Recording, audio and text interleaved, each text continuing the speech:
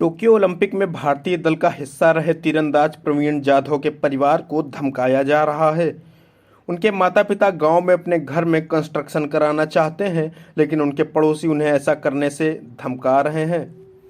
जाधव के माता पिता का कहना है कि अगर उन्हें कंस्ट्रक्शन की अनुमति नहीं मिलती है तो वे अपना गांव छोड़ देंगे। आपको बता दें कि प्रवीण जाधव के माता पिता महाराष्ट्र के सतारा जिले के सराडे गांव में रहते हैं, जहां उनका 2 कमरों का एक छोटा सा घर है, जिसे वो बढ़ाना चाहते थे।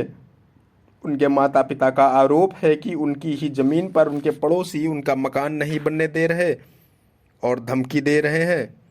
उनके पिता रमेश जाधव का कहना है कि अगर ये विवाद नहीं सुलझा तो वे अपना गांव छोड़ देंगे।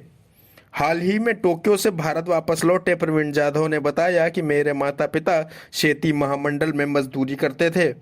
महामंडल ने ही हमें ये ज़मीन दी थी। जब हमारी आर्थिक स्थिति सुधरने लगी तो हमने मकान बनाना शुरू किया। उन्होंने ये भी बताया कि महामंडल ने उन्हें इस ज़मीन के लिए पट्टा नहीं किया था और मौखिक समझौता ही हुआ था। उन्होंने बताया कि सेना में नौकरी लगने के बाद जब घर की आर्थिक स्थिति सुधरी तो उनके परिवार ने 2 कमरों का घर बनाया। उस वक्त किसी ने कोई आपत्ति नहीं जताई, लेकिन जब उन्होंने बड़ा घर बनाने का फैसला किया तो उनके पड़ोसियों ने इस पर आपत्ति जता दी और दावा कर दिया कि पूरी ज़मीन उनकी है।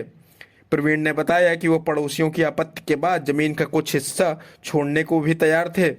उन्होंने बताया कि घर बनाने के लिए 1.40 लाख रुपए का सामान भी खरीदा गया था, लेकिन बाद में इसी सामान को 40,000 रुपये में बेचना पड़ गया।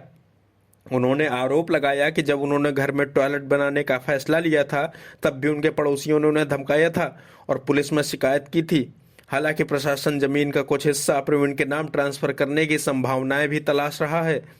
पड़ोसी परिवार भी उनके परिवार को 3 गुना जमीन गिफ्ट के तौर पर देने को तैयार है।